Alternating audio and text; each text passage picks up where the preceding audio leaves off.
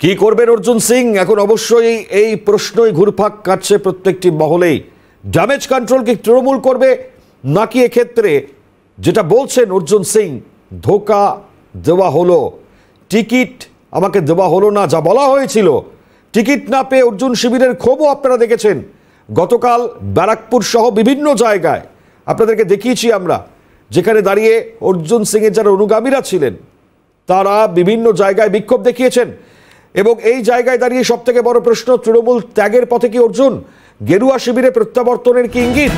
প্রার্থী না হতেই মজদুর ভবন থেকে তৃণমূলের পতাকা আমরা উধাও হতে দেখলাম। অর্জুন সিংয়ের দলীয় কার্যালয়, সেখান থেকে খুলে ফেলা হলো পতাকা। প্রার্থী ঘোষণার পরই এই ক্ষোভের আঁচ শিল্প তালুকে। অত্যন্ত তাৎপর্যপূর্ণ যে ছবিটা অবশ্যই আমরা দেখতে পাচ্ছি, কারণ বেশ কয়েকদিন বা কিছুদিন আগে এই মন্তব্য বা এই প্রেস কনফারেন্স থেকে তার এই মন্তব্য সামনে আসার আগে তার এক্স স্যান্ডেলের পোস্ট দেখলেও আপনারা চমকে যাবেন। বিভিন্ন পোস্ট ছিল যা বিজেপির বিরুদ্ধে এবং তৃণমূলের হয়ে। আমাদের সঙ্গে মফিজুল এই মুহূর্তে রয়েছেন, আমি সরাসরি চলে যাওয়ার চেষ্টা করবো মফিজুলের কাছে। মফিজুল, আজকে দাঁড়িয়ে যা অবস্থা বা পরিস্থিতি, তাতে অর্জুন সিং তার ভবিষ্যৎ কি, এটাই বড় প্রশ্ন। কি মনে হচ্ছে আপাতত? দেখো, যত সময় যাচ্ছে তত কিন্তু একটা প্রশ্ন উঠছে যে কোন পথে এবার অর্জুন সিং।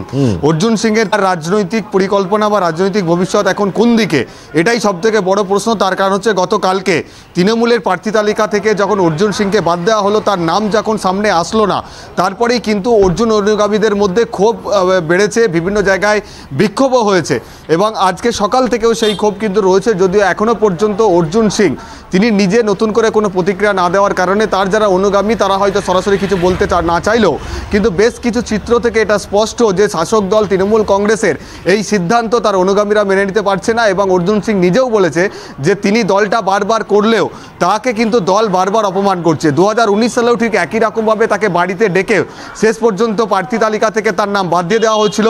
2024 সালেও ঠিক একই রকমভাবে তাকে প্রার্থী করা হবে বলেও তাকে কিন্তু প্রার্থী করা হলো না। এই অপমান তিনি কিন্তু নিতে পারছেন না, বারবার কিন্তু এই কথা বলছেন এবং এটাও তিনি ক্ষোভের সুরে বলেছেন যে তিনি দীর্ঘদিন ধরে এই দলটা করার পরেও তৃণমূল কংগ্রেসের সুপ্রিমোর কাছে তো মনে হলো না যে তিনি যোগ্য ক্যান্ডিডেট, পার্থভূমিকে যোগ্য মনে করে তাকে প্রার্থী করা হয়েছে। কিন্তু আজ সকাল থেকে একটা চিত্র দেখাবো, এই যে মজদুর ভবন যেখানে মূলত অর্জুন সিংয়ের অফিস, দেখো সেখানে আর তৃণমূলের কোনো ফ্ল্যাগ এই মুহূর্তে নেই, যেটা আগে পর্যন্ত ছিল। এখানে ফ্ল্যাগ লাগানো ছিল, সেই ফ্ল্যাগ খুলে ফেলা হয়েছে। এখান থেকে কিন্তু স্পষ্ট হচ্ছে যে আদৌ তিনি আর তৃণমূলের সঙ্গে থাকবেন কিনা। এখন এটাও খবর পাওয়া যাচ্ছে যে আজকে অর্জুন সিংয়ের কাছে দেখা করতে আসতে পারেন তৃণমূলের তরফ থেকে প্রার্থী করা হয়েছে রাজ্যের মন্ত্রী পার্থ ভৌমিক, তিনিও হয়তো আসতে পারেন অর্জুন সিংয়ের কাছে, এমন একটা সম্ভাবনার খবর আমরা এখনো পর্যন্ত জানতে পারছি। কিন্তু তার অনুগামীরা বলছেন যেভাবে অর্জুন সিংকে প্রার্থী তালিকা থেকে সরিয়ে দেওয়া হলো, বাদ দেওয়া হলো, তাতে করে ব্যারাকপুর সিট আদৌ তৃণমূল কংগ্রেস আর ধরে রাখতে পারবেন কিনা বা পাবেন কিনা, সেটা কিন্তু অবশ্যই প্রশ্নের মুখে রয়েছে। তার কারণ ব্যারাকপুরে অর্জুন সিং ছাড়া তৃণমূল কংগ্রেস আর কোনো রকমভাবে সেই সিট জিততে পারবে এরকম কিন্তু পরিস্থিতি নেই। ফলে অর্জুন সিংকে বাদ দেওয়া মানে এই তৃণমূলের এই সিটটাকে হাতছাড়া করা। তৃণমূলের যারা নিচু স্তরের নেতা তারাও কিন্তু অনেকে বলছেন। আমি কয়েকজনের সঙ্গে একটু কথা বলবার চেষ্টা করব। অর্জুন সিংকে প্রার্থী করা হলো না, আপনারা এলাকার মানুষ হিসাবে কিভাবে দেখছেন এটা? অর্জুন সিংকে প্রার্থী করা হলো না, কোনো দিন টিএমসি এখান থেকে জিততে পারবে না, এটা আমি বলে দিলাম। কেউ ভোট দেবে না টিএমসিকে, ঠিক আছে? অর্জুন সিংকে টিকিট দিলেই অর্জুন সিং জিতবে। এই পার্থভূমি কে আছে? পার্থভূমিকে আপনি মন্ত্রী করে দিচ্ছেন, পার্থভূমি নিজে এমএলএ আছে, সব পদ তো ওনাকে দিয়ে দিচ্ছেন। কেন দিয়ে দিচ্ছেন? অর্জুন সিং কী করেছেন? অর্জুন সিং আপনার উপরে বিশ্বাস করে আপনার কাছে এসেছিলেন, আপনি দায়িত্ব দিয়ে বলেছিলেন কি আপনি টিকিট দেবেন, আপনি টিকিট দিলেন না। এটা কী করলেন আপনি? ডেকে নিয়ে অপমান করা, হ্যাঁ, অনেক বড় অপমান করা হয়েছে। এই অপমান তো সহ্য করে যাবে না, মানুষ এর উত্তরটা দেবে আর ভালোই দেবে।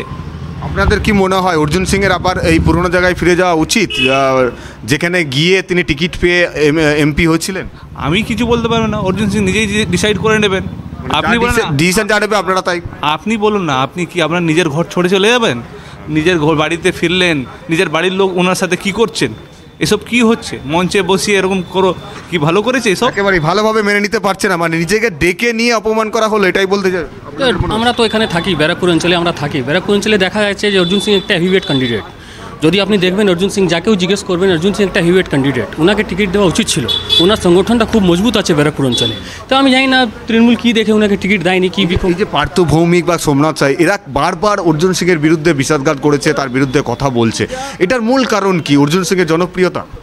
দেখো, ওদের পার্সোনাল বিক্ষোভ কী আছে আমরা কোনোদিন এদিকে যাইনি। আসলে আমরা তো অন্য দলের, আমাদের একটাই কথা বলবো কি, অর্জুন সিংয়ের টিকিট না দিয়ে আমাদের যে দল আছে ভারতীয় জনতা পার্টি, সে স্ট্রং হয়ে গেল ব্যারাকপুরে জেতার জন্য। যদি অর্জুন সিংয়ের টিকিট না দিয়েছে, কারণ অর্জুন সিং একটা স্ট্রং ক্যান্ডিডেট ছিলেন। অনেকগুলো লোক বলতো কি অর্জুন সিং যদি টিকিট পেয়ে যায় তাহলে বিজেপির দিক থেকে একটু স্লো হয়ে যাবে, কিন্তু সেই জিনিসটা আমরা দেখতে পেয়েছি অর্জুন সিংয়ের টিকিট না দিয়ে বিজেপি স্ট্রং হয়ে গেল। বিজেপি স্ট্রং হয়ে গেল, অর্জুনকে একেবারে। দেখো, এরকম একজন বলছেন, আমি আর একজনের সঙ্গে একটু বয়স্ক মানুষ রয়েছেন, তার সঙ্গে একটু কথা বলার চেষ্টা করব। অর্জুন সিংকে টিকিট না দিয়ে কতটা ক্ষতি হয়েছে তৃণমূলের বলে আপনারা মনে করছেন? ক্ষতি হয়েছে অনেক। কেন ক্ষতি হয়েছে বলছেন? ইনি না থাকলে আমরা তো কোনো দিকে যাবই না, আমরা কোনো পার্টি করি না, আমরা শুধু অরিজিৎ সিংকে জানি। অর্জুন সিং না থাকলে আমরা কোনো পার্টি